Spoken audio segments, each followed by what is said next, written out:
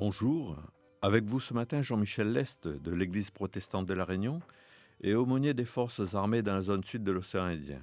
Si à la suite de cette émission vous souhaitez nous contacter, vous pouvez le faire en téléphonant au 02 62 41 63 91 ou nous écrire à l'Église protestante de La Réunion, 123 Allée des Saphirs, 97 400 Saint-Denis. Dorénavant, ma méditation du premier dimanche de chaque mois se fera sur le texte du jour, le même texte du péricope de l'Église catholique et de l'Église protestante réformée luthérienne. Le texte de ce jour se trouve dans Matthieu 5, versets 1 à 12. Les béatitudes que je vous lis maintenant. Quand Jésus vit ces foules, il monta sur une colline et s'assit. Ses disciples vinrent auprès de lui, et il se mit à les enseigner en ces termes. Heureux ceux qui se savent pauvres en eux-mêmes, car le royaume des cieux est à eux. Heureux ceux qui sont dans la tristesse, car Dieu les consolera. Heureux ceux qui sont doux, car ils recevront la terre que Dieu a promise. Heureux ceux qui désirent avec ardeur vivre comme Dieu le demande, car Dieu le leur accordera pleinement. Heureux ceux qui ont pitié des autres, car Dieu aura pitié d'eux.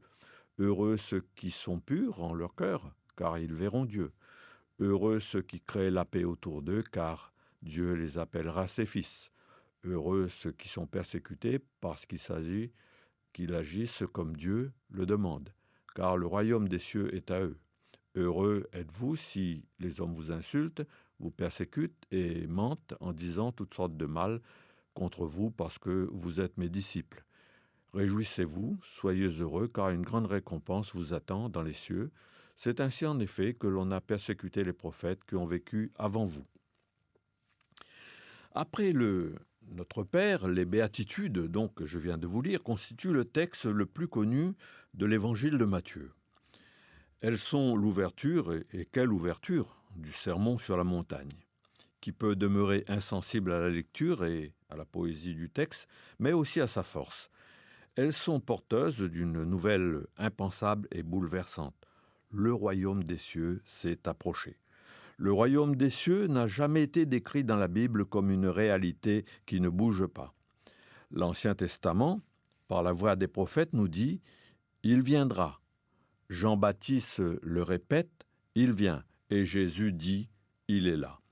Cette présence du royaume des cieux, cette extraordinaire proximité de Dieu change, transforme, transfigure la réalité vécue par ceux qui proclament que Jésus-Christ est le Seigneur et le Sauveur de tous les hommes.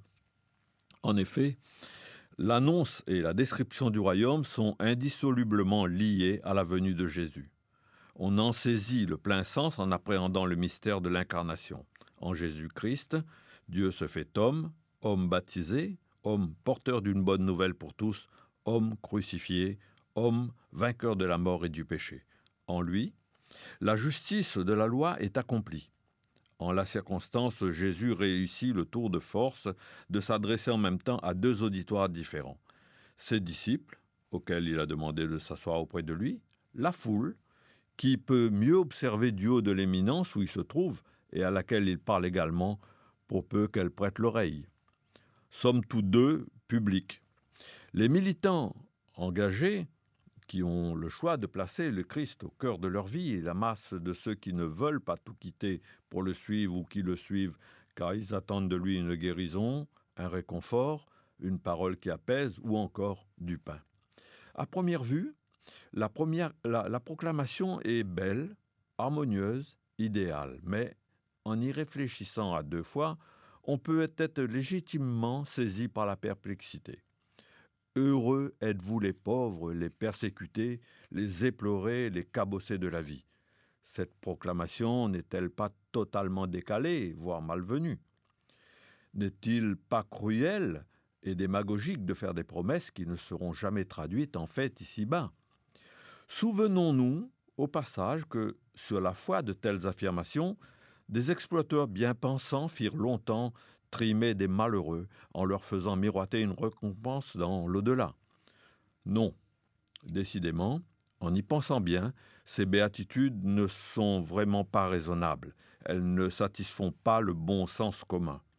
Elles sont à côté de la plaque, et quand elles énoncent « heureux les pauvres, les doux, ceux qui pleurent », quand on nous répète à l'envi qu'il faut se battre pour la vie, être le meilleur, le plus compétitif, le plus performant, car c'est le seul moyen d'être vraiment heureux, où se situe donc la vérité ? Les béatitudes sont aux antipodes des valeurs affichées par nos décideurs économiques et les princes qui nous gouvernent. Elles ne correspondent en rien aux valeurs et aux aspirations de notre société mondialisée où le matérialisme et la réussite sont les normes à l'aune desquelles tout se calcule, tout se mesure. Elles ne sont désormais ni audibles, ni recevables, si tant qu'elles ne l'aient jamais été. Reléguons-les au magasin des fois des folies périmées.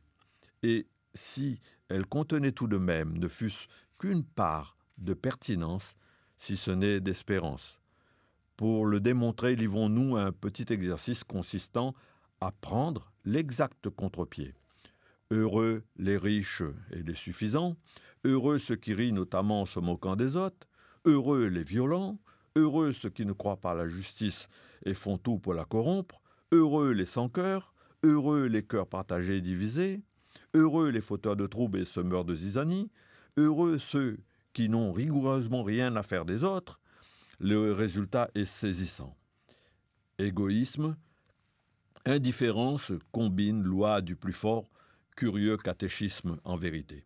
Ainsi, en retournant les béatitudes pour les mettre en quelque sorte en phase avec les règles de notre monde, nous parvenons à prendre l'exacte mesure de notre folie et de notre aveuglement. Ce petit exercice remet donc les choses à leur place. Jésus n'a jamais dit qu'il venait éradiquer le malheur et les souffrances du monde. Il a dit qu'il venait pour partager notre humanité et vivre nos souffrances en s'abaissant jusqu'au sacrifice suprême. Soyons attentifs au fait que le contraire du bonheur, ce n'est pas le malheur, mais bien la désespérance et la perte de sens. Ainsi, Jésus redonne de l'espérance à l'humanité et du sens à nos malheurs. À qui s'adresse Jésus ?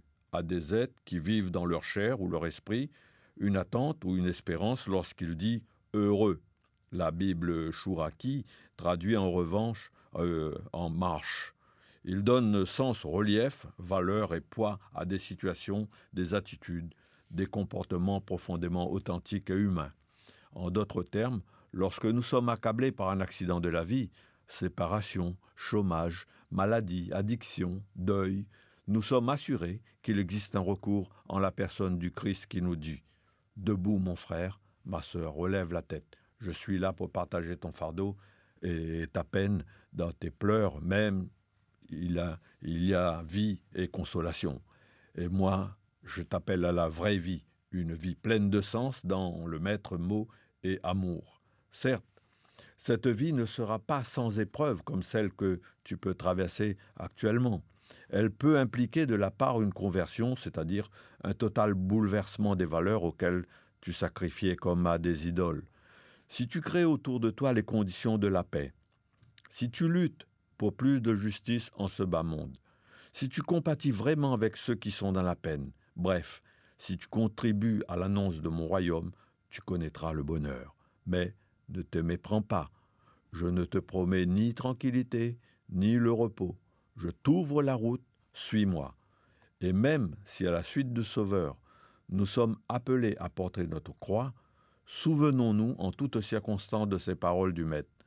Celui qui veut sauver sa vie la perdra, mais celui qui perdra sa vie pour moi la retrouvera. Que Dieu nous soit en aide. Amen. Avec vous ce matin, c'était Jean-Michel Lest de l'Église protestante de La Réunion et aumônier des forces armées dans la zone sud de l'océan Indien.